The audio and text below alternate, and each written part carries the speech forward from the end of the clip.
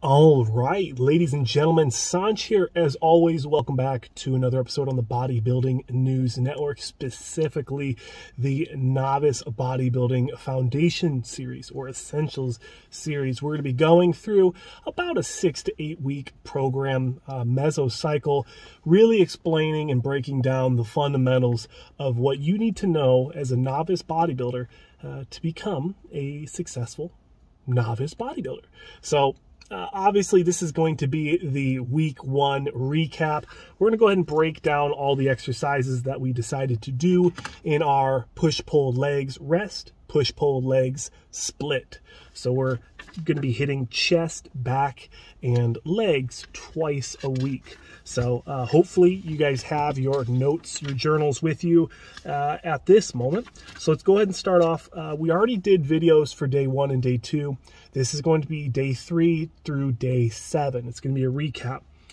For our first leg day, it was interesting to say the least. I'll put some footage on the screen for you. But on our leg A day, we ended up doing a squat variation. I believe it was a barbell squat. I guess I didn't write this one down. But we started off with a barbell squat. We did, we started with a barbell squat on the Smith, obviously. With my injuries and imbalances, the barbell just doesn't do me justice at this moment. So we did a barbell Smith variation of a squat, letting the feet come a little bit forward. If you guys don't know what that means, there is a video featuring one of my favorite classic physique and Missouri athletes, IFBB pro Jared Feathers, on the Renaissance periodization channel with Dr. Mike Israetel. Fantastic content. That's where a lot of my information comes from. Very informative. And hopefully I can break it down in a more tangible version compared to their more beefy content, right? So with this day, we focused on quads. We did a lot of quad-focused movements, things like leg press, things like quad-focused squats on the Smith. We did some leg extension variations, and we also did some split squats. Now, for the split squats, as you take a look, or if you already looked at it, I'm not sure how I'll edit this, I think I was a little too forward in my lean. So something that you can take away from that is don't lean so much on your split squats. Try to lean it back just a little bit. Think about pushing through your toes or through your heel, depending on if you want to hit it more of a quad isolation movement or a hamstring isolation movement. And also think about how you're placing your anchor foot in the back on that pad. Think about how it's resting and how much you're using it as assistance. So the main focus of this 6 to 8 week program is the foundation. So don't really go for the big weight. Don't go for the ego lifting. Focus on the fundamentals, the foundational strength. For our second day of pushing, our push B. For week 1, we did a flat dumbbell press variation as our primer movement, getting the blood flow in our chest, really warming everything up, getting the shoulders back, retracting the traps, really isolating the pectoral muscles with that upper scapular retraction. Especially for those of you who have shoulder injuries, that is going to be a must. Ensure you are using scapular retraction and you're tucking your traps down when you're pressing. Be intentional about every repetition.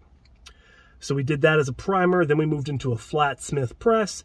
Put about 2 plates on there. I feel like I was bouncing a little too much. And also I had a little bit of a glued pec going on that day. So the chest wasn't firing as much as I wanted to on my right side. So there was a lot of compensation on the left.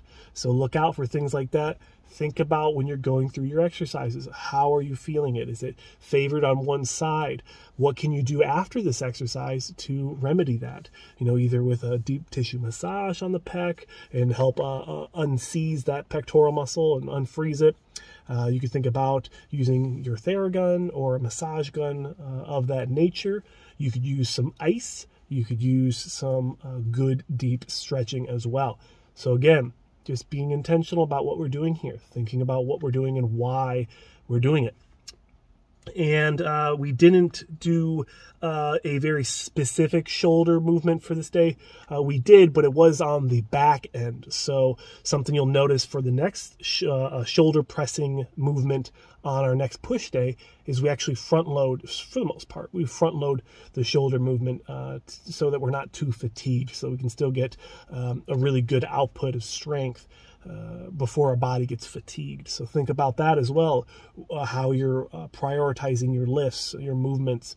If you're going to put chest on the front of your push day, maybe the next day put shoulders on the front and allow your shoulders to get that prime movement, that sweet juice out of that pre-workout, your energy, things like that. So just think about it. We did some dumbbell flies and some pec deck machines for that day, but nothing too fancy. Mainly, I just want you to focus on the primer movement, your flat Smith press, or whatever pushing movement. You guys know what I'm talking about. The next day was a push day. And again, I'll put all the footage on here. I want to be pretty quick about this. I don't want to take too much of your time.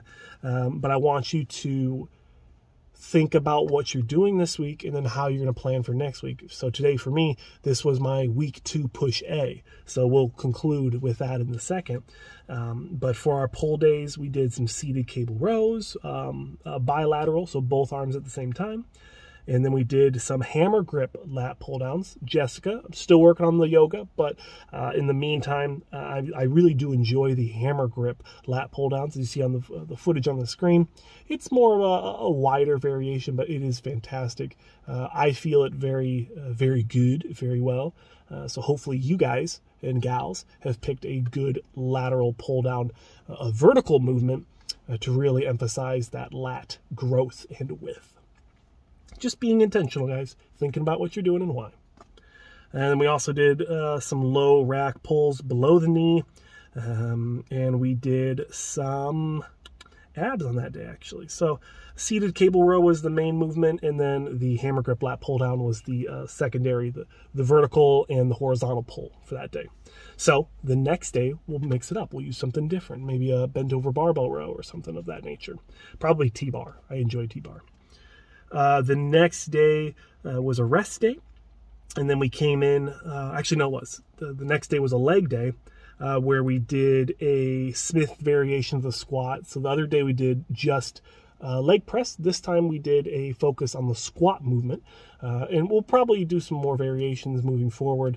I'll get you guys an index together if you guys want to pick out some different movements from that to keep your exercises spicy, but really just kind of greasing the groove and getting your body used to doing these movements is kind of what we're focusing on here. And then we finished off with pendulum squat. We did some leg extensions, leg curls, things of that nature, nothing too crazy, adductor, abductor machines. And that is the conclusion of week 1. So you have your push A's, you have your push B's, and obviously your pulls and your legs in their variation days, or their alternate days. Think about what exercises you want to do and do those, but then also make sure that you're adding some variation to those movements as well. So be methodical, be intentional about these movements. Coming into my week 2 push 1, I had a fantastic day today. We did incline Smith. We're only doing about 15 degrees. I don't want my shoulders to take too much of the load because I have a dedicated shoulder exercise for the shoulders. Felt fantastic today. Moved up to 225, 2 sets of 10, recorded 1. Again, kind of had that freezed pec, so I'm gonna have to go in, put some ice on it, use the Theragun, and try to loosen this up and allow this pec to kind of breathe a little bit. Because for me, it gets really caught up all the way up here, and then my lower pec, not so much development, not so much isolation as I'm rubbing my nipples on YouTube. But we did that. We did a seated dumbbell press right afterwards, really getting after the shoulder movement. Some pec flies and some standing dumbbell lateral raises. So, and then we did like 2 minutes of posing afterwards. We always do a little bit of posing, as that's something I enjoy very much. So that is, in essence, your week 1. So again, guys, be intentional, be motivated, be consistent with your training and your whys and your inspirations. Know why you're doing this program, and that's going to help you guys stick with it. So as always, thank you so much for watching another episode on the Bodybuilding News Network, specifically the Novice Bodybuilding Foundations program. I'm your host, Sanch. As always, thank you so much. Let me know down below any specific comments, questions, or concerns, or critiques. I always love the critiques, and I'll see you guys in the next video.